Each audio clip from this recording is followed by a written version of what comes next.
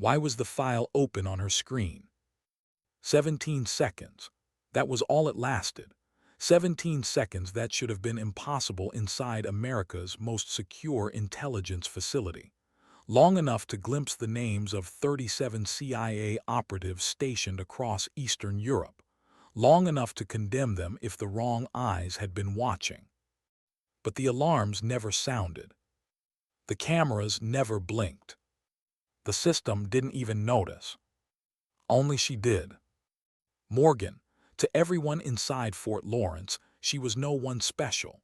Just another civilian administrative specialist in her mid-30s who moved quietly from desk to desk, blending into the gray walls and glowing monitors. Hair tied back into a neat bun. Emerald green eyes that lingered on screens longer than most, but never long enough to invite suspicion. Unremarkable, forgettable, invisible. That invisibility had been her weapon for 19 months, and today it had given her a glimpse of a ghost. Her fingers hovered over the keyboard, steady, deliberate. To anyone glancing her way, it looked like routine document processing, but wasn't processing. She was tracing. She saw the subtle fingerprints buried in the system's code, the elegant manipulation only an operator trained to vanish could have left behind. Prime number time stamps, silent handshakes between access points, signatures only she would recognize. Her pulse quickened, but her expression never changed. "Morgan, can you process these Panama briefings for the morning meeting?" The voice snapped her out of the trance. Senior specialist stood nearby, silver hair framing a face hardened by 40 years of service. "Yes, ma'am," clicked her mouse, switching to a screen filled with sanitized briefing slides. Sharp eyes lingered a moment longer. "Everything all right with the network this morning?"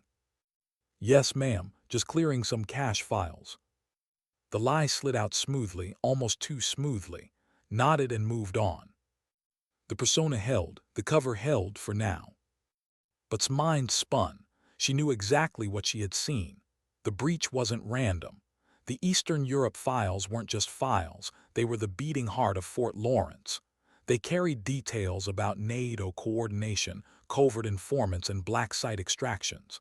Losing them meant not just names on paper. It meant funerals. It meant folded flags handed to families who would never know the truth. And the signature she had seen buried in the access logs. She knew it like the sound of her own breath. Ghost. That had haunted her since she was 20 years old. A Russian phantom who had slipped into their networks during the Gulf War. A shadow responsible for the death of her entire team in Baghdad, 1991. Everyone except her. She pressed her lips together, steadying herself. Ghost was supposed to be dead, but then Ghost always excelled at supposed to be. She finished her day's tasks with the same quiet rhythm, slipping away only when the afternoon lull settled over the room. In the women's restroom, the one place in the building free of cameras, she locked herself in the farthest stall, pulled a modified phone from the hidden compartment in her purse, and typed quickly. "Watchman access breach confirmed. Pattern matches Ghost. Targeting Eastern Europe package. Require guidance." The reply came 90 seconds later. "Sentinel confirm and monitor only. Do not engage. Redwood arriving 700. She deleted the message, stashed the phone, and walked back into the fluorescent glow of her cover life. To her colleagues, she was still Morgan, efficient secretary. In truth, she was Staff Sergeant Morgan of the Delta Force, deep undercover. Her mission: to expose vulnerabilities inside America's most critical intelligence facility. But today, it was no longer just an exercise. Today, the hunter from her past had stepped inside her world. That night, her apartment felt colder than usual. No photographs on the walls, no decorations, no signs of the woman she used to be. Every inch of space was built for one purpose: cover. Nothing that could betray her real identity. She cooked a simple meal, sat at the small kitchen table, and kept the TV on for background noise. Her eyes didn't leave the mental map of Fort Lawrence. Faces, timelines, logins, every possible angle the breach could have come from. The name Ghost looped in her head like a drumbeat. At 2100 sharp, she secured the apartment, checked the subtle threads she had left across the door frames, her silent indicators of intrusion. All clear. Then she lifted a loose floorboard in her closet. Beneath it, a secure satellite phone. She activated the white noise generator and dialed. Watchman secure. Sentinel receiving. The gruff voice of Master Sergeant William Harrison filled the room. To most, he was long retired. To, he was mentor, handler, anchor. The breach today matched Ghost's signature, she said, her voice shifting from the polite softness of a secretary to the clipped precision of a soldier. 17 seconds of access, prime number window, same patterns he used in 91. Harrison was silent for a moment. When he spoke again, his tone carried the weight of old scars. He's supposed to be dead. Ghost excels at supposed to be. What's your assessment? Possible internal compromise. Has the access but not the skills. Has both and a history in Eastern Europe. Wilson, young, sharp, may be good enough to elevate privileges without clearance. And Tor's too curious lately. Keep watching, Harrison ordered, sending you a new access key. His voice grew tight. Ghost doesn't leave witnesses, not twice. The call ended. Sat in silence, the memories of Baghdad clawing back. The sound of gunfire, the smell of burning equipment, the faces of teammates who hadn't made it out. She buried the phone again. Tomorrow, she would walk back into Fort Lawrence as an invisible secretary. But tonight, she allowed herself one truth. She was a soldier hunting an enemy who had evaded justice for decades. Sleep came late, broken by half-remembered dreams of sand and smoke.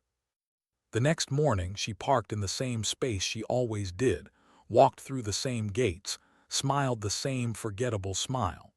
She knew every movement was part of the disguise. Morning Morgan. Sergeant at the checkpoint barely glanced up as she passed. "Good morning, Sergeant," she answered with the same practiced warmth. But her mind was already sharp, already watching. Every glance, every delay, every variation in routine. The morning briefing rolled on as usual. Assignments, deadlines, security reminders. She took her notes, nodded in all the right places. But when Technical Sergeant Brandon Wilson slipped into the room late, his hair disheveled, eyes scanning too sharply, felt the air shift. Wilson wasn't just a gifted technician.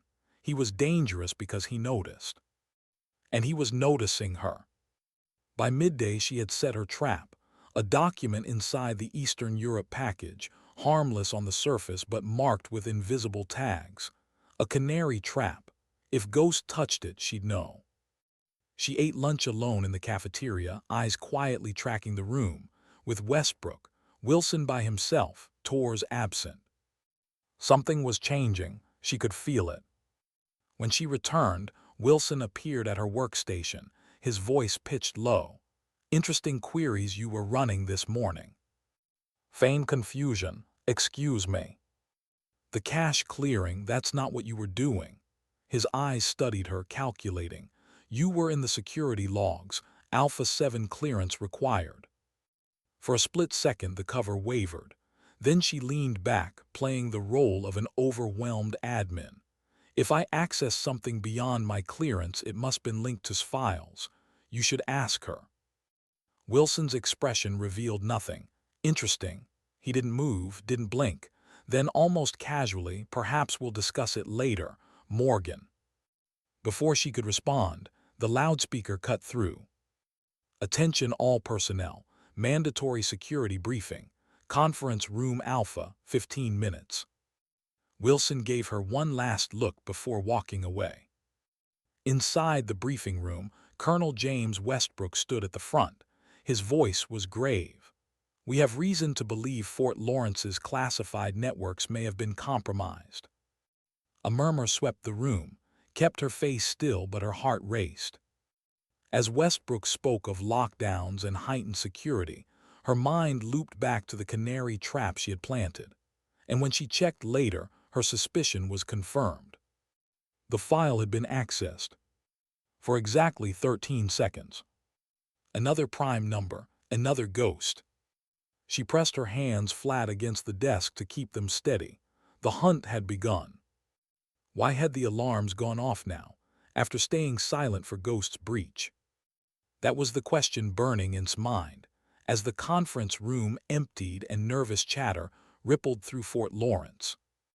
Everyone filed back to their stations under the weight of the colonel's warning, but wasn't thinking about the new protocols or the stern tone in Westbrook's voice. She was thinking about her trap, the canary file she had buried inside the Eastern Europe package. It had been touched. 13 seconds. A prime number just like Baghdad. Her cover demanded calm routine. She walked back to her desk at the same pace as always, offered a polite nod to, and sat with the same posture she'd perfected for 19 months. To anyone watching, she was just another admin, but inside, every nerve was taut. Her screen glowed. She checked the hidden logs through the subtle she had written weeks earlier. Confirmed. The canary trap had been triggered. Ghost wasn't just sniffing. He was inside. Morgan. The voice cut across her thoughts. Wilson, again, his timing precise, almost deliberate. Need to run a security scan on your terminal, he said, his tone casual but his eyes sharp. Leaned back, giving him space. Of course. She watched as his fingers flew over the keys, running both official diagnostics and something extra. Custom code, not standard issue. He was probing deeper, as if he suspected something she wasn't supposed to be capable of. Finally, he straightened. Clean. He hesitated, then added almost too lightly, interesting, you're the only admin with Eastern Europe access. Kept her breathing steady. Expanded my clearance after the Balkan backlog, needed more hands. Wilson's expression didn't shift. Lucky timing. Then he walked away, leaving her with the weight of his unspoken accusation. Her thoughts churned. Wilson was dangerous, not because he was compromised, but because he was observant. In his own way, he was hunting too, and if his hunt crossed hers, everything would collapse. The day dragged on under the tension of lockdown. Background checks ordered, access restricted, every terminal scanned in. Yet in the middle of the chaos, his mind stayed focused on the breach. Ghost had been inside during the briefing. He had known when the entire facility would be distracted. That kind of timing didn't come from luck. Someone here was either covering for him, or he was sitting among them. By the time she drove home that evening, shadows stretched long across the city. Her mirror caught the same dark sedan twice. A tail, government plates. She followed protocol, groceries first, a detour down a residential street, varying her speed within the legal range. When the sedan peeled off, she adjusted her route to the park. Casual steps carried her to a lakeside bench. She sat as though enjoying the view, slipped her modified phone into the space beneath, and activated the dead drop protocol. 90 seconds of encrypted transmission. Watchman, Ghost confirmed active, multiple penetrations. Wilson observing me. Pentagon team arrives tomorrow. 7 minutes later, she passed the bench again, retrieving the now sterilized device. The message had been sent. Back at her apartment, she ran through the evening routine with mechanical precision. Securing doors, workout disguised as civilian fitness, blackout curtains drawn. But sleep was impossible. Her mind ran circles around the same questions. Why now? Why here? Why was she, of all people, inside Fort Lawrence when Ghost resurfaced? Coincidence didn't exist in her line of work. When she finally collapsed into bed, sidearm tucked beneath her pillow, her last thought before exhaustion took her was bitterly simple. Ghost was here, and he was watching. Morning brought no relief. She woke at 400, 2 hours before her shift. The mirror reflected a woman in a conservative navy pantsuit, hair tied back in the same professional bun. But behind her eyes was a soldier, running through probabilities like weapons checks. Westbrook, authority but low technical skill. Capable, territorial, medium probability. Access but not the expertise. Tours, unusual curiosity, unexplainable interest. Wilson, prodigy, suspicious, watching her too closely. Each one a possibility, each one a threat. She drove to Fort Lawrence early, slipped through enhanced security with the same forgettable charm she always carried. But inside, she was already preparing for the day's test. Because today, the Pentagon was coming. By 700, the atmosphere was electric. Colonel Westbrook stood than usual, barking orders with clipped precision, oversaw security checks like a hawk, hovered over files as though her reputation lived inside every folder. Blended in, processing documents at her station, her eyes scanning every movement, every deviation. Then the inspection team entered. 3 officers, 2 civilians, 1 older general with silver hair and cold, assessing eyes. General Hayes, Westbrook announced, here for full security evaluation. Kept her face still, but when she saw one of the civilians, her pulse shifted, weathered face, calculated eyes, movements too measured to be a bureaucrat. Harrison, her handler.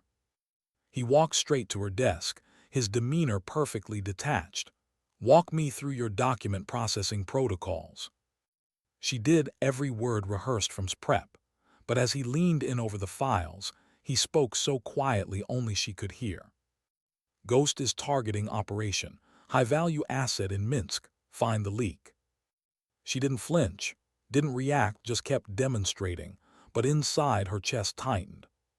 She knew a defector extraction. If Ghost had details, it meant an American team was already walking into a trap. The inspection rolled on, maintained her cover. But when one of her hidden tripwires pinged at 9:11, she knew everything had changed. Unauthorized access, files, 13 seconds, credentials, but was across the room briefing General Hayes. Ghost had spoofed her. The trace pointed back to the secure communications room, currently assigned to Tours. Her heartbeat thudded. Was he compromised, or worse, was he Ghost? Before she could act, alarms shrieked through the facility. Red lights strobed. Security breach in progress. The automated system blared. Colonel Westbrook's voice followed, hard as steel. This is not a drill. Lockdown protocols. Contain the breach. Chaos erupted. Personnel rushed to stations. Hayes's team split into practice positions. Harrison's eyes flicked to silent communication passing between them. Warning, preparation. Wilson was already at the main terminal, hands flying. Sir, breach originating from secure communications room, accessing with credentials.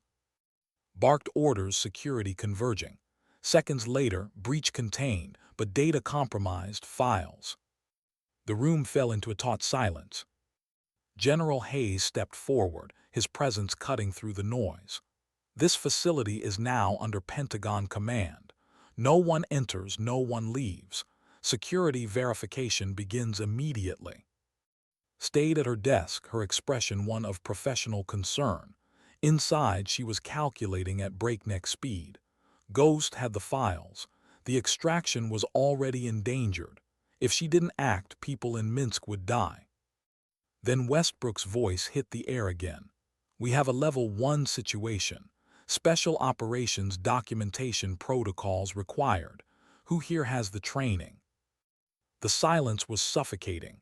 No one moved. No one spoke. Because none of the civilians, none of the analysts, none of the document staff had that kind of training. None except her. Turned to her. Morgan, you've worked on classified operations. Do you have experience with special operations protocols? Dozens of eyes turned. Hopeful, desperate, Wilson suspicious. And Harrison's unreadable. Felt the weight of 19 months pressing against her chest. To stay silent meant sacrificing.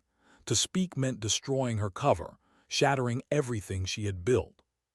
She reached for her badge, opened the leather holder, and the metallic object hidden in its seam slipped free.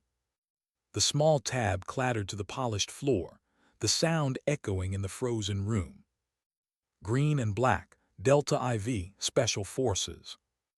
Westbrook bent, picked it up, turned it over in his hands. When he looked at her, his eyes had shifted. Recognition, shock, a dawning comprehension that could never be undone. "This is real," he said quietly. "Special Forces qualification. You don't just stumble into one of these."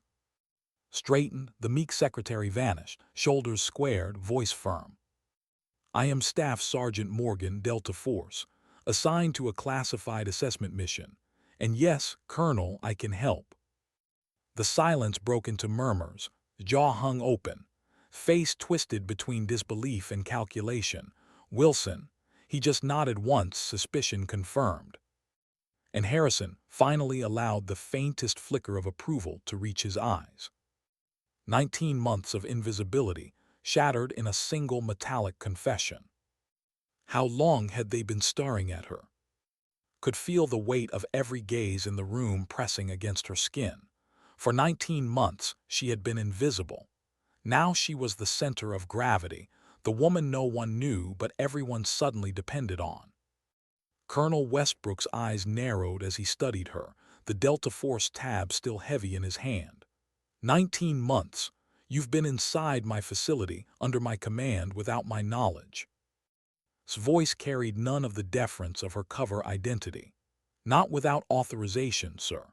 Joint Special Operations Command approved my assignment at the highest levels. My mission was to identify vulnerabilities this facility couldn't see from the inside." Westbrook's jaw tightened. He wasn't a man who liked being. "So I've been evaluated in my own house, without ever knowing it." "Not you, Colonel," replied evenly. "The system, the walls, the people who believe their routines are safe when they're not." Before Westbrook could retort, General Hayes raised his voice, calm but commanding. "Enough. Colonel, your pride will have to wait. Operation has been compromised. If Ghost has those files, our operatives are walking into an ambush tomorrow." The words pulled the air from the room. "Step forward.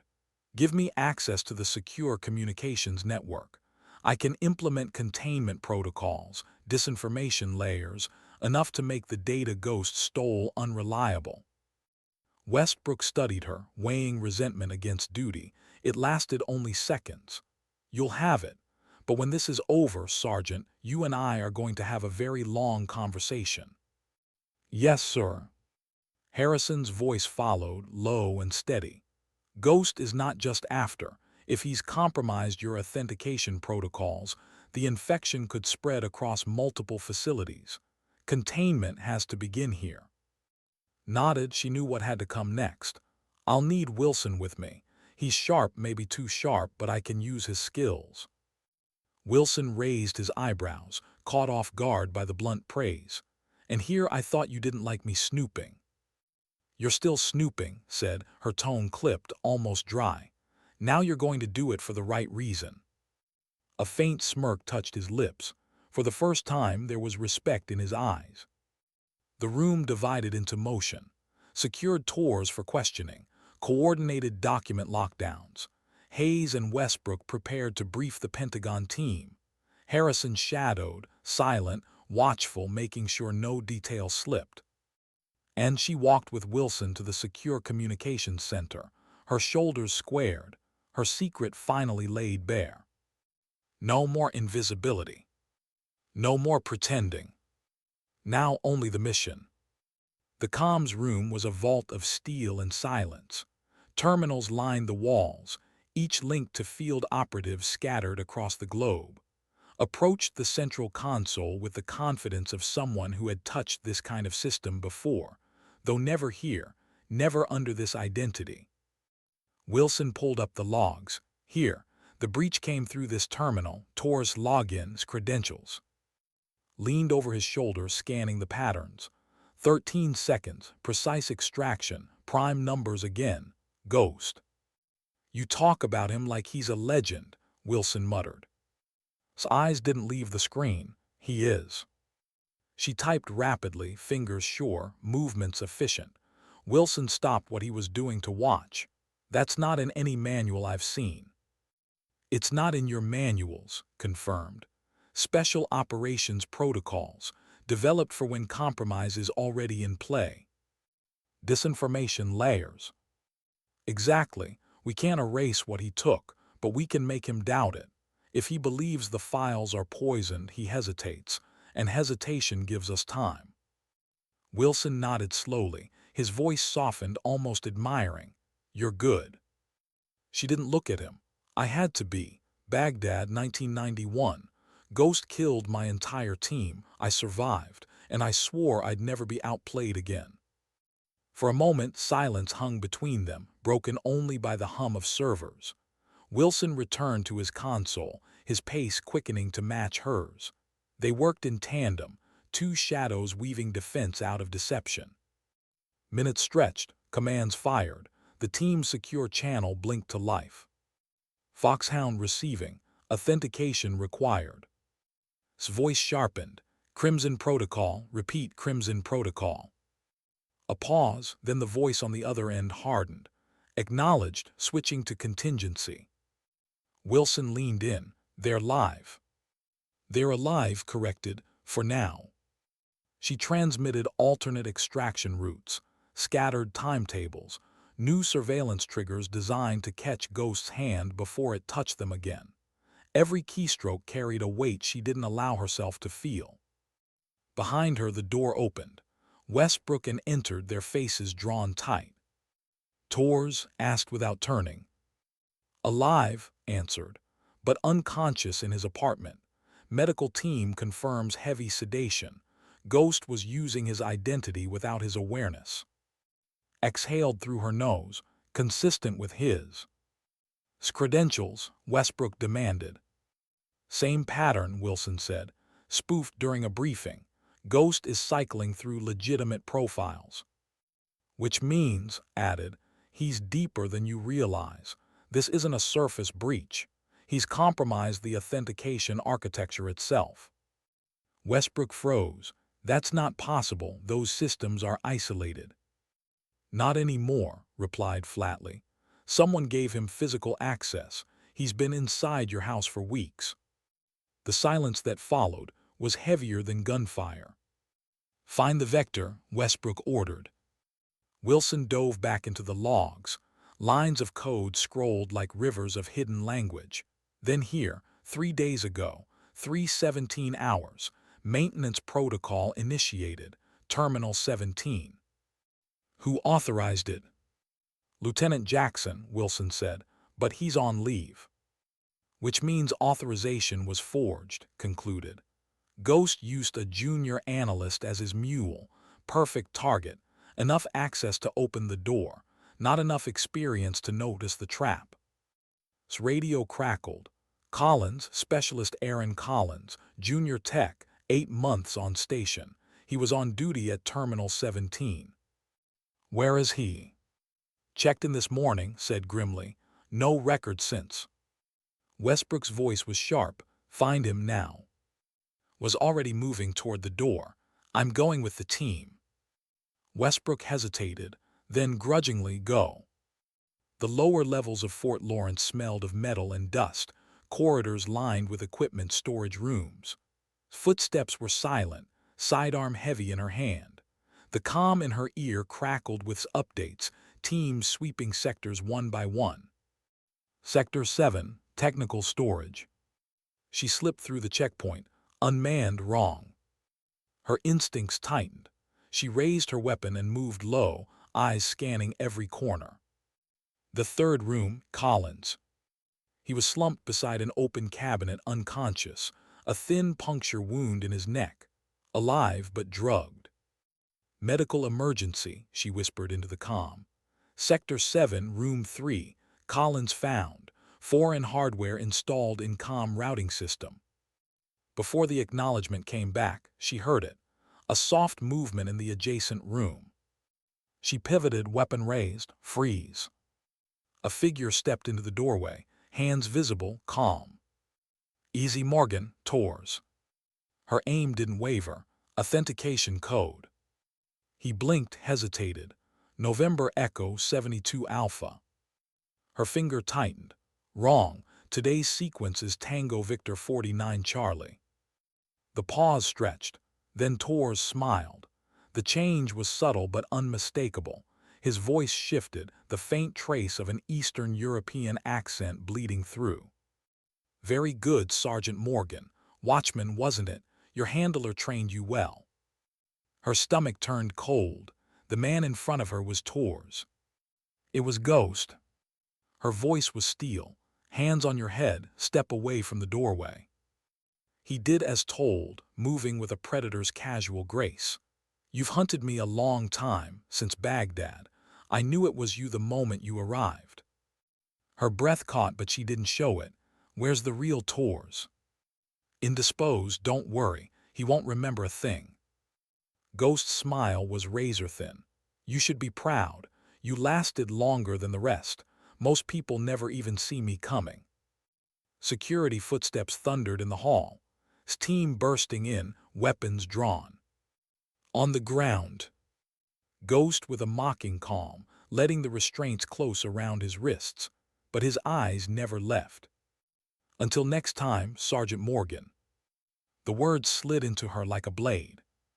Why wasn't he afraid? That was the question gnawing at as she watched Ghost sit calmly in the interrogation room, wrists shackled to the steel table, posture perfect. Most prisoners squirmed. They sweated. They twitched, waiting for what was coming. Not him.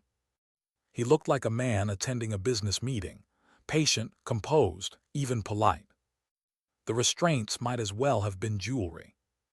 From behind the one-way glass, Colonel Westbrook muttered, "We'll wait for the formal interrogation team. No reason to rush." But Hayes shook his head. "We don't have days. Operation moves in less than 24 hours. If Ghost has what we think, the team in Minsk is already walking into an ambush." The general turned his cold eyes to, "You've studied him, you fought him, you interrogate him." Bristled, "Sir, that violates protocol. She has a personal history."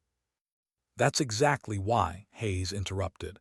"He'll try to exploit her emotions. She knows the playbook. She's the only one here who can read him in real time." Westbrook's jaw flexed. He didn't like it, but orders were orders. He gave a curt nod. "Fine, but Harrison goes in with her." Minutes later, the door hissed open. Stepped inside first, a slim folder in her hand, nothing sensitive, just theater. Harrison lingered at the edge, silent, watchful. Ghost raised his eyes, a faint smile curling. "Sergeant Morgan, or do you prefer? After 19 months of watching your secretary routine, I feel we're practically colleagues."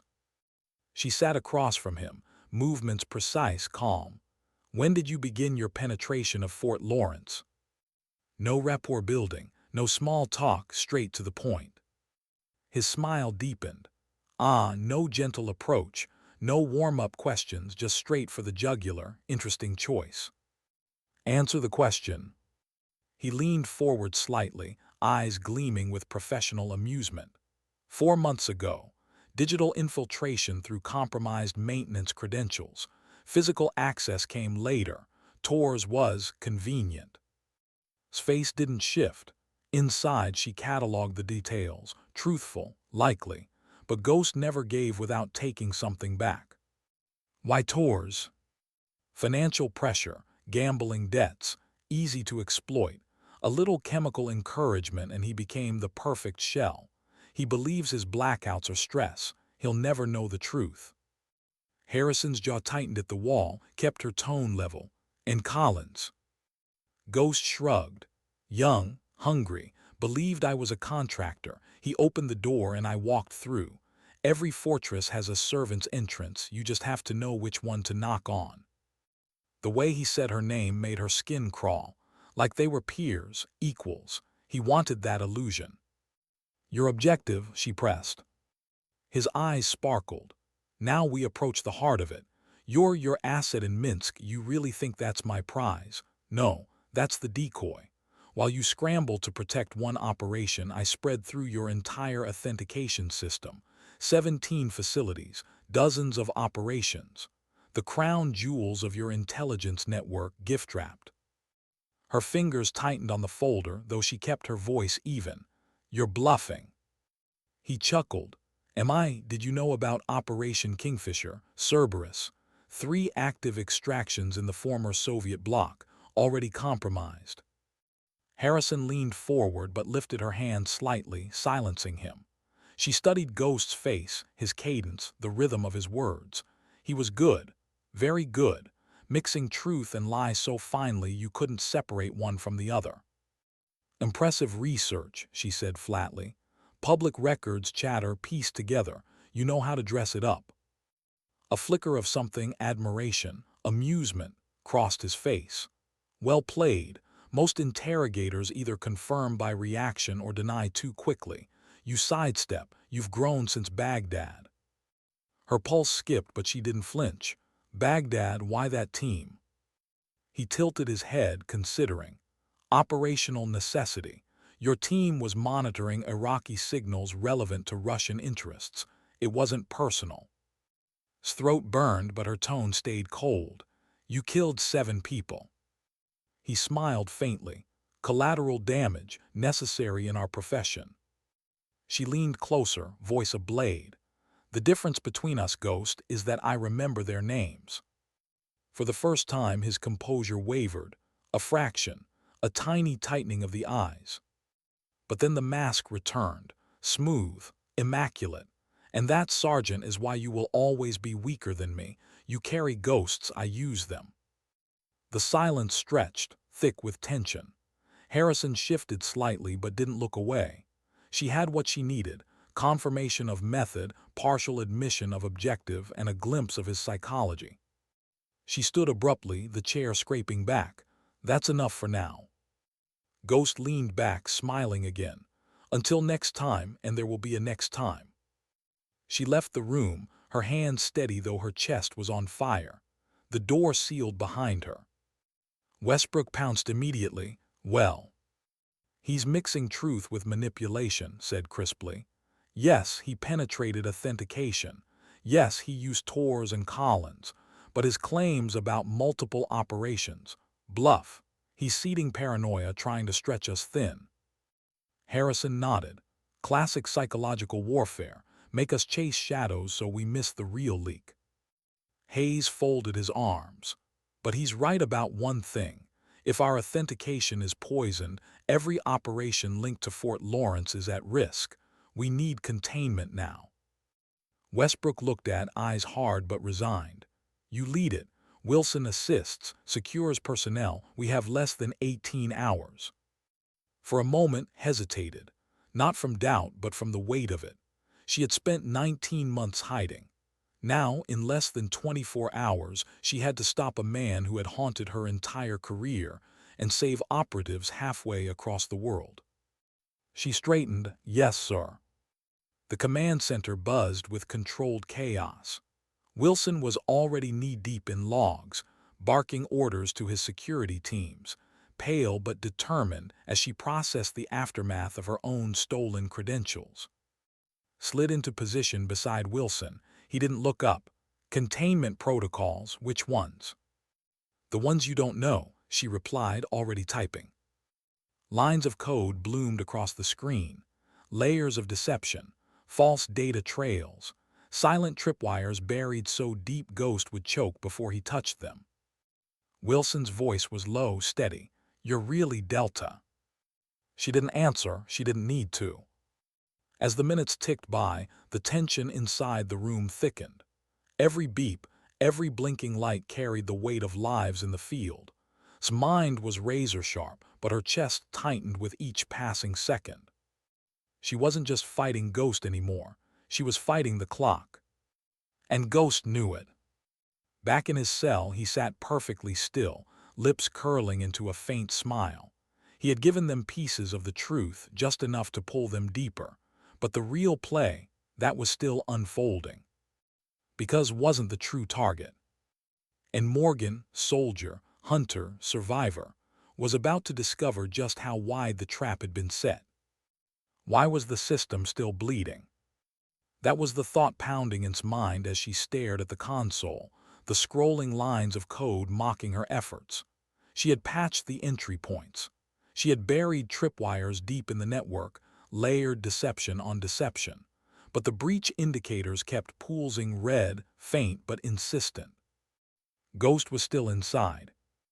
Wilson sat across from her, face lit by the glow of his screen, his usual cocky sharpness stripped away by the urgency of the fight. His fingers flew over the keyboard. I've isolated 6 vectors. Every time I cut one, he spins another. It's like he's anticipating me. His voice was low, controlled. He is. Ghost doesn't play fair. He doesn't play linear. He thinks 5 moves ahead, and he's using our own habits against us. Wilson swore under his breath. So how do we beat him? Her answer was immediate. We stop thinking like defenders, we hunt him. For a moment Wilson's hands froze, then he leaned back studying her. You really believe you can outthink him, after Baghdad? The words hit like a blade. His jaw tightened, she didn't look away from the screen. I don't have a choice. The silence between them stretched. Wilson turned back to his work, but his voice softened. Then tell me how to hunt him. She exhaled slowly, forcing herself past the surge of memory. We build a labyrinth, not walls, corridors. We let him move, guide him, make him believe he's burrowing deeper when he's only circling back. Wilson nodded, already coding, and when he reaches the center. Her eyes flicked to him hard. We close the trap. Across the room, barked updates into his comms, sifted through layers of access reports, trying to find any human trace of Ghost's manipulation. Westbrook hovered like a storm cloud, issuing clipped orders but keeping his distance from the terminals.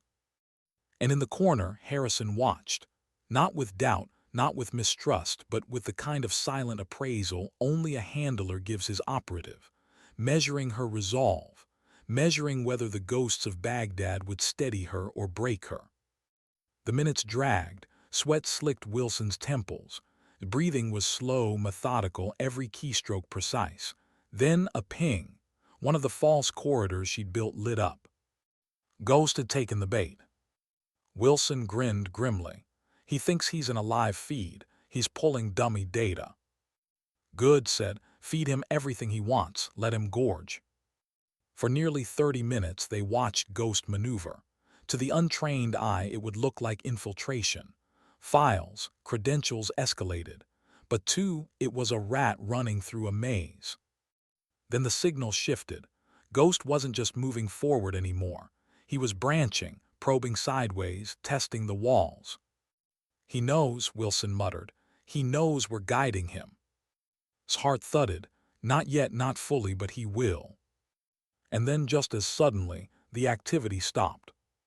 The screens went quiet, the logs flatlined. Wilson swore again. He pulled out. No, whispered. He's repositioning, waiting for us to move first. The silence that followed was worse than alarms. A hunter knows when the forest has gone quiet. Westbrook's voice cut through the tension. Status. Stood facing him. He's inside our walls, Colonel, still moving, still watching. We can contain his vectors, but not him. Not yet. Hayes's voice came sharp from the comm line. And hesitated. The Minsk team was already en route. Ghost's stolen fragments could be enough to identify them, even with the disinformation. They're walking into danger, she admitted, unless we can sever Ghost's external channels completely. Then sever them, Hayes ordered. Turn back to Wilson. Isolation protocols, total blackout. Wilson blinked. You mean cut Fort Lawrence off the grid? We'll blind ourselves. We're already blind, snapped. This way at least he goes blind too. Westbrook's jaw tightened. Do it. Wilson's fingers flew. One by one, the facility's external lines severed, the lifelines to the outside world darkening. Secure comms, encrypted relays, even the Pentagon uplink. The command center grew unnaturally silent. Then the lights flickered, once, twice. Stomach turned cold. Ghost had anticipated it. The backup grid surged online, but the interface wasn't standard. The screens filled with a scrolling cascade of symbols, Cyrillic interlaced with binary. Wilson stared horrified. This isn't ours, he planted it. The symbols froze. Then, in perfect English text, words appeared across every monitor in the command center. You cannot cage a ghost. The silence shattered, cursed, covered her mouth. Westbrook slammed his fist on the table. But she stood perfectly still, eyes locked on the words, because this wasn't bravado. It was a message, a taunt meant for her. He knows it's me, she whispered. Wilson turned to her. Then what the hell do we do now? Her mind spun, 1,000 calculations at once. Ghost had anticipated the blackout, which meant he wasn't just sitting in Moscow or Minsk. He had a relay closer, maybe inside the country, maybe inside the city. She grabbed her jacket, voice sharp. We find his relay. Frowned, that could be anywhere in the grid, days of work. Not if we think like him, countered. Ghost doesn't scatter without purpose. He anchors. He wants control, which means his relay is close enough to feel the heartbeat of this facility. Westbrook's eyes narrowed. You're saying he's here. Not inside the walls, not anymore, but near, close enough to watch us suffocate. Hayes's voice snapped over the comm. Take a team. Hunt him. You have 12 hours before makes contact in Minsk. If you don't sever him before then, we lose everything. Look to Wilson. You're with me. His brows shot up. Field work, that's not my lane. It is now. Bristled, you can't just walk out. Protocol requires. But Westbrook cut him off, eyes hard.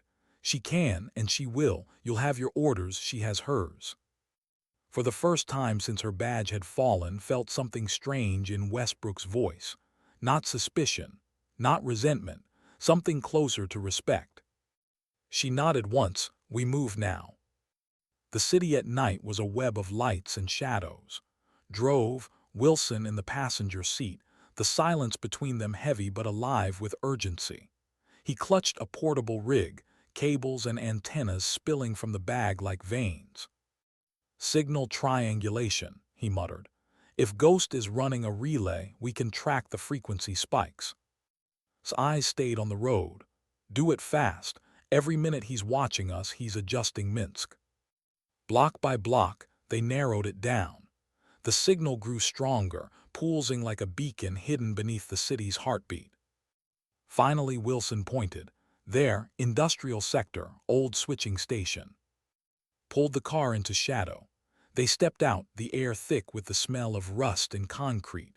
The building loomed, dark windows like hollow eyes. Wilson's voice trembled. What if he's inside? Drew her weapon, her voice flat. Then we finish what Baghdad started. They moved as one, into the dark, into the heart of Ghost's web.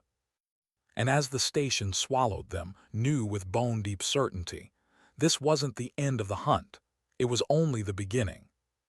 Why was it so quiet? That was the first thought that hit as she pushed through the rusted door of the old switching station. Places like this were never truly silent. There should have been the hum of residual current, the dripping of pipes, the scuttle of rats in the walls. But this? Nothing. The air was stale, heavy with dust and abandonment, as though the building itself had been holding its breath. Wilson's voice was a whisper behind her. Signal strong. It's coming from the basement. She raised a hand, signaling silence, then led the way down the cracked concrete steps. Her weapon swept each shadow, every doorway. Ghost thrived in places like this. Spaces where a soldier's instincts warred with paranoia, where silence could kill. At the bottom of the stairwell, a heavy steel door hung slightly ajar. Faint blue light seeped from the crack. Wilson swallowed audibly. That's it. Pressed her back to the wall, listening.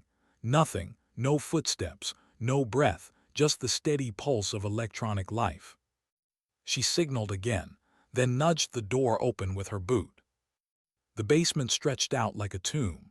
Rows of outdated servers lined the walls, cables snaking across the floor, dust caked on everything except the single rack humming in the center. That rack glowed faintly, its lights dancing like eyes in the dark. Wilson crouched beside it, his portable rig already in hand. This isn't military grade, it's cobbled. Civilian parts, high-end processors, custom firmware, built to blend. Circled slowly, weapon raised, her every step deliberate. Ghost doesn't leave tools behind. If it's here, it's bait or it's critical. Wilson tapped at his rig, brows furrowed. Signal confirms, this is the relay. Data been bouncing here before it leaps across borders, but he froze, eyes narrowing. Wait, this isn't just a relay, it's feeding back too. Her heart tightened, meaning. Meaning Ghost isn't just pulling data. He's watching us in real time. Every keystroke, every system command back at Fort Lawrence. He's seeing it here first. Cursed under her breath, Ghost hadn't just hacked their walls. He built a window into their soul. Shut it down, she ordered. Wilson hesitated. If I kill it wrong, it'll trigger a purge, wipe everything. We'll lose the chance to trace where he's pulling from. Then don't kill it wrong. He shot her a look, half nervous, half defiant. No pressure. As he worked, eyes scanned the room again. Her instincts screamed. It was too easy, too quiet. And then she saw it. A small red diode on the far wall, half hidden by dust. Not server light, not standard equipment. She crossed the room quickly, crouched and brushed the dust away. A camera lens stared back at her. She swore, Wilson, we're not alone. The basement speakers crackled to life and his voice filled the room. Smooth, calm, mocking. You found my mirror, very good. Wilson flinched, he's live. Ghost chuckled. Always live. Did you think you could chase me into the dark without me noticing? No, Sergeant, I've been waiting for you. Kept her weapon steady, scanning the corners. Where's the real operator, remote or closer? His voice echoed, distorted. Close enough to taste your fear, far enough that your pistol won't reach me. Wilson muttered, he's routing through the relay, voice is scrambled. Focus snapped. Ghost continued, his tone almost conversational. You shut down Fort Lawrence's lifelines. Clever, but in doing so you isolated yourself. Now you're blind and Minsk walks into their grave without even knowing it. His jaw tightened. You don't control, not fully, we poison the files. Ah, Ghost said softly, but poison only works when the prey eats, and your operatives, they're already at the table. Wilson's rig beeped sharply, his face drained. He's right, Minsk team's comms just lit. They're pinging this relay, he's bridging through their secure channel. Her pulse hammered, sever it now. I'm trying. His fingers flew, sweat dripping down his temples. He's burying deeper, countering every move. Ghost's laugh filled the room, low and cold. Do you see? You're always one step behind. Baghdad, Lawrence, now Minsk, you chase, I lead, and your men die. The memory slammed into her like shrapnel. Sand, smoke, the deafening crack of rifles, her team's screams, 7 bodies on foreign soil, all because she hadn't seen him coming. Not again, not now. Her voice was ice. Wilson, give me the line. He blinked at her. What? Direct input. Bypass your rig now. Reluctantly, he handed her the cable. Plugged in, her fingers moving faster than thought. She wasn't just coding. She was fighting. Every keystroke a strike, every command a parry. For long minutes, the room was filled with the clatter of keys and the mocking echo of Ghost's voice. Then a flicker, a stutter in the feed, a gap. She pounced, buried a command sequence so deep even Ghost's scripts hesitated. The relay hiccuped, the lights on the rack sputtered. Wilson's eyes widened. You've got him in a loop. Not for long, she hissed. Trace it. Wilson scrambled, rerouting his rig. Signals bouncing, Jesus, it's splitting across half a dozen cities. But wait, one anchor, one constant, Belarus. outskirts of Minsk. Her stomach turned. He's there. Ghost's voice sharpened, losing its amused lilt. You're too late. Even if you find me is already ash. The speakers cut. The lights on the relay blinked once, twice, then died. Silence crashed down. Wilson slumped back, panting. We lost him, signals gone. Lowered the cable slowly, her hands steady though her chest burned. No, we didn't lose him. We know where he is now. She stood, holstering her weapon, her voice grim. He's in Minsk, and so are our people. Wilson stared at her. You're not saying. I am. She met his eyes, the weight of it undeniable. We're going there. For a moment the young technician just stared, torn between disbelief and fear. Then slowly he nodded. Then let's go hunt a ghost. Back at Fort Lawrence the fallout hit hard. Processed the logs with trembling hands, barked orders to re-establish comms, and Westbrook stood like a storm about to break. Hayes's voice crackled over the comms. You've confirmed Minsk. His reply was steady. Confirmed. Relay anchored near the city. He's directing the breach from there. A pause, then Hayes's tone sharpened. Then Minsk is more than compromised. It's the battlefield. Sergeant Morgan, you and Specialist Wilson are now forward deployed. I'm authorizing immediate transfer. Westbrook's jaw tightened. That's insane. We can't send her into a foreign city on 12 hours' notice. You don't have a choice, Colonel, Hayes snapped. If Ghost collapses, NATO bleeds. This is bigger than your command. Sergeant Morgan knows him. She goes. Held Westbrook's gaze. For a long second his pride warred with his orders. Then, reluctantly, he nodded. Bring them back alive, he said quietly. Her chest tightened at the words. She didn't answer. She couldn't promise what wasn't hers to promise. As she and Wilson prepared for deployment, Harrison pulled her aside. His voice was low, rough. You don't have to do this. We can send a team. Her reply was steady, but her eyes burned. He's been mine since Baghdad. No one else finishes this. Harrison studied her for a long moment, then pressed something into her hand. A small metal disc, familiar weight. Luck, he said. She looked down. Delta Force insignia. Her own, once lost in the chaos of war, now returned. When she looked up, Harrison was already walking away. Closed her fist around the disc. Her ghosts were many, but tonight she would carry them into Minsk. And this time, she swore, she wouldn't carry them alone. Why did the city feel like it was holding its breath? That was first thought as the transport van rolled through Minsk's dimly lit streets. The lamps glowed a sickly yellow, the buildings by time, the air heavy with the kind of silence that only came when danger was near. Beside her, Wilson shifted nervously, the portable rig balanced across his knees. He wasn't built for this, the blacked-out vans, the silence before impact. His fingers tapped restlessly against the case, betraying nerves he couldn't hide. You'll be fine, said quietly. He let out a short, humorless laugh. You keep saying that, you believe it.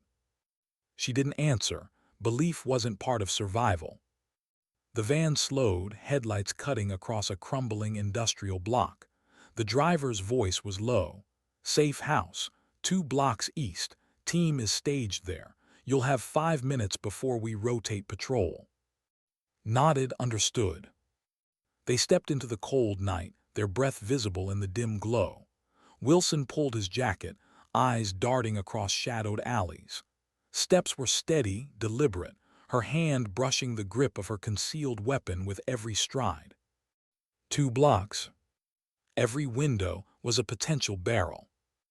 Every passerby a mask. At the safe house, a single coded knock gained them entry. Inside, the team huddled around a battered table, tired eyes, worn faces, soldiers who had seen too much but still carried themselves like steel. Who the hell are you? One demanded, rising to his feet. His reply was firm. Delta Force, cover compromised, you've got a ghost on your trail. Murmurs rippled through the room. The team leader, Captain, stepped forward, jaw tight. Our intel says the route is clear. Extraction in 6 hours. Your intel is poisoned, cut him off.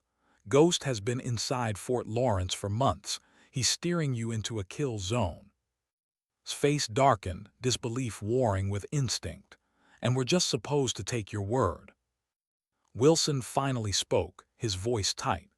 Look, I'm not a field guy, but I watched him bleed through our systems. He knows where you're moving, where you're sleeping, where you're breathing. If you walk out that door on your current plan, you're dead. Silence heavy, the kind that pressed on lungs. Finally exhaled through his nose. All right, say you're right, then what's your play? Spread a map across the table. Her voice was clipped precise. We reroute. Ghost thinks you'll head south toward the rail junction.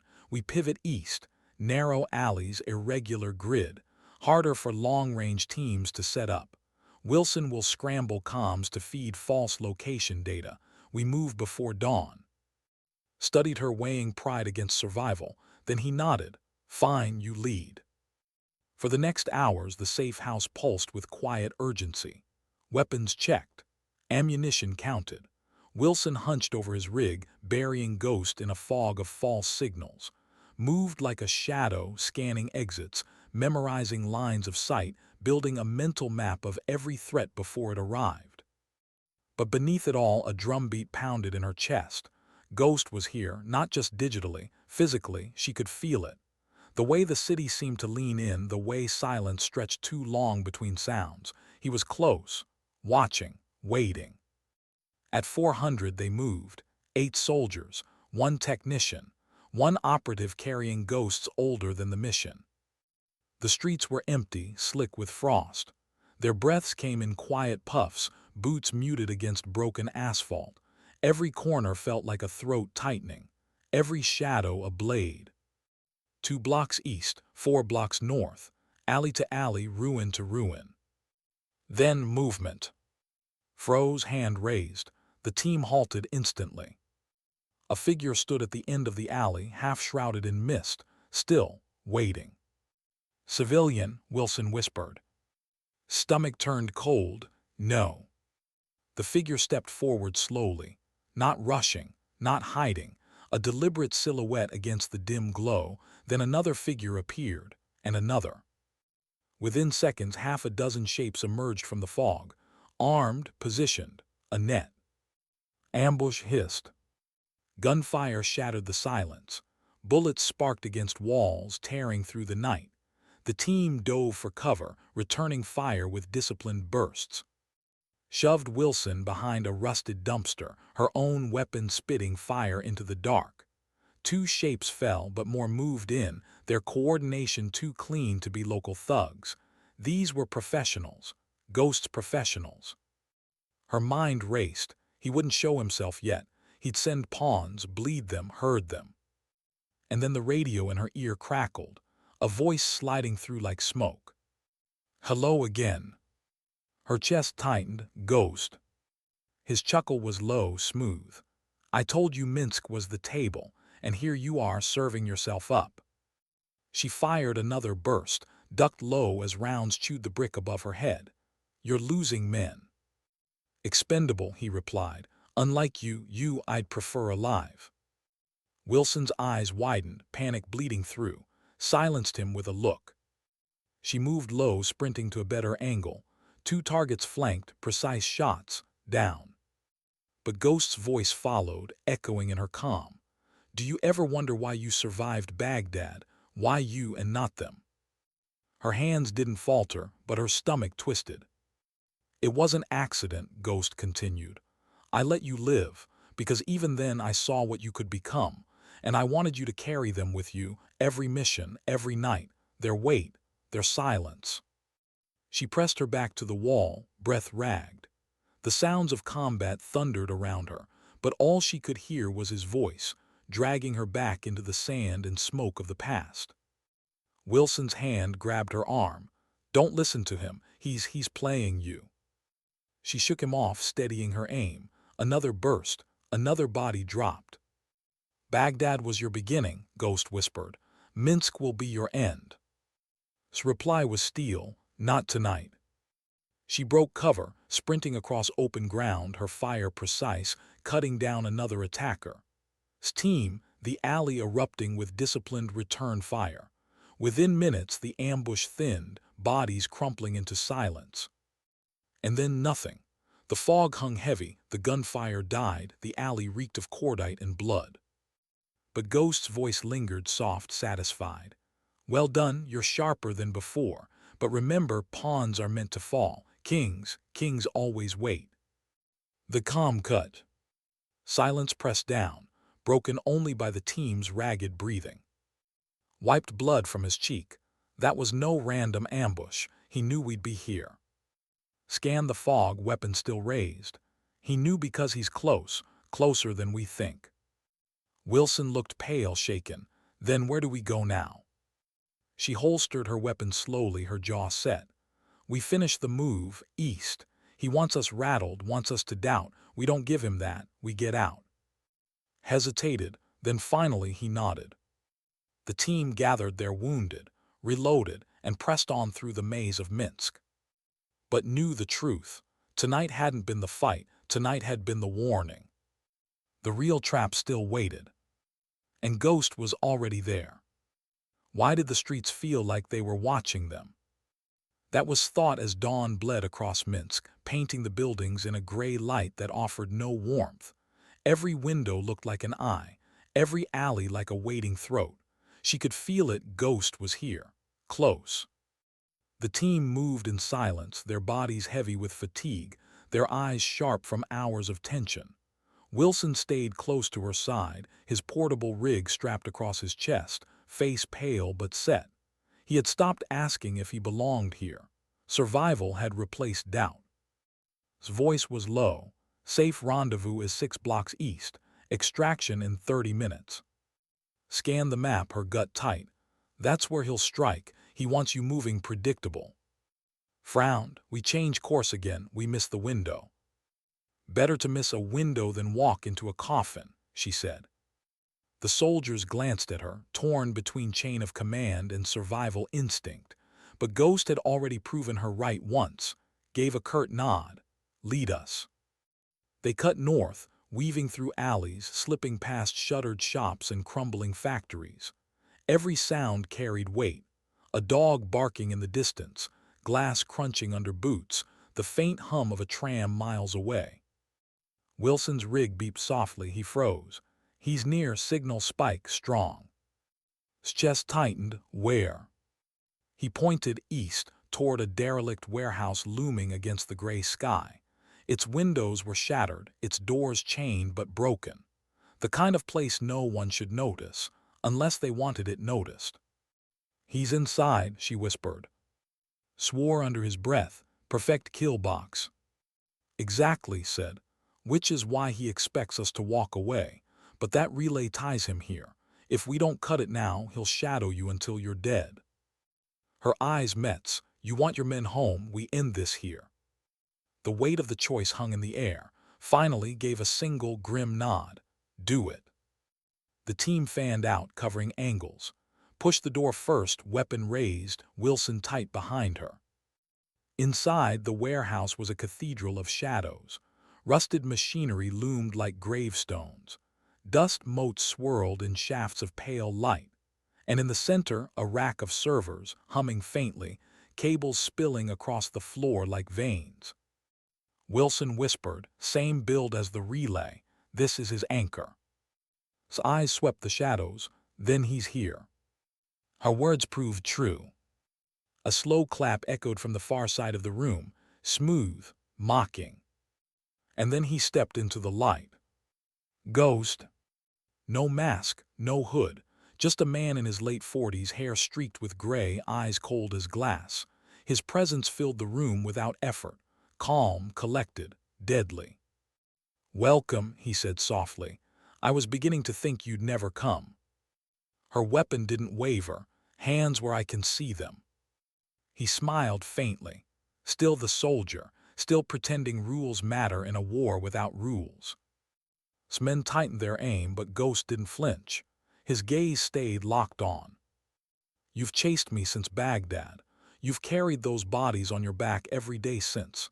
Did you ever wonder why? She steadied her breath. Because you killed them. No, his voice sharpened. Because I let you live. You think survival was accident. No, it was design. You've been my shadow as much as I've been yours. Two sides of the same coin. Wilson hissed. He's stalling. Ghost's eyes flicked to him, cold amusement glinting. Ah, the child prodigy, smart fingers, nervous heart. She'll get you killed, boy. Shut up, Wilson snapped, though his hands trembled. Stepped forward, her voice steel. It ends here. Ghost tilted his head. Does it? The moment you kill me, Minsk burns. That server you're staring at, tripwired. If my vitals stop, every file you tried to protect bursts wide open. Dies. Your NATO friends die. And Fort Lawrence collapses from the inside out. The silence was suffocating. Wilson's voice cracked. He's lying. But's gut told her he was. Ghost never wasted lies when truth could kill more cleanly. Her mind raced. Kill him and the system burns. Let him live and he keeps bleeding them. Ghost smiled faintly, seeing the storm in her eyes. You don't beat a ghost by pulling the trigger. You beat him by becoming what he is. Her weapon never wavered, but inside her chest ached. He was right about one thing. She had carried Baghdad every day. The weight of it, the names, the silence. She had sworn not to let it happen again. Wilson whispered urgently, "What do we do?" Her answer came slow, deliberate. "We break the loop." Ghost's brows lifted. For the first time, surprise flickered across his face. Lowered her weapon not out of surrender but with purpose. She holstered it, stepping closer, eyes never leaving his. "You think you own this game," she said quietly. "But you built it on control, and control is fragile." Her hand darted to Wilson's rig. Fingers flew. Not code to kill the server, not to sever Ghost. Code to mirror. Duplicate. Spread his relay across a dozen decoys, flooding the network until his tripwire meant nothing. Ghost's smile faltered. "What are you?" "Taking away your leverage." Her voice cut like a blade. "If you die, nothing burns. If you live, you're finished anyway. Either way, I win." The server screamed as the code looped. Wilson's eyes went wide. She's outflanking him. Ghost's calm shattered. For the first time, his voice carried sharpness. "You don't understand." "No," snapped, "you don't." Her pistol was back in her hand in a blink. One clean shot. Center mass. Ghost staggered, shock flashing across his face. His knees hit the concrete. His eyes met hers one last time, disbelief burning in them. "You carried them well," he whispered. Then silence. His body crumpled. The warehouse grew still. The server lights flickered, then steadied, their tripwire neutralized by mirror. The network held, lived. Wilson exhaled a ragged breath. You did it." Holstered her weapon slowly. "No, we did." His team secured the site, extracting drives, confirming's channel stabilized. Outside, dawn broke fully, light spilling over Minsk like fragile hope. Stepped into the cold morning air, the city alive with distant sounds of life beginning. She closed her eyes, the weight of Baghdad still there, but lighter. Not gone, never gone, but lighter. Wilson approached, voice softer now. "What happens when we get home?" She opened her eyes, watching the sun climb. "Ghosts don't vanish. They leave echoes. The fight will come again. Maybe not here, maybe not us, but someone will carry it." He studied her. "And you?" His gaze hardened, but her voice softened, almost like prayer. "Sometimes dignity doesn't speak, it simply acts." And with that, she turned toward the waiting day. The silence of her ghosts carried not as burden, but as vow.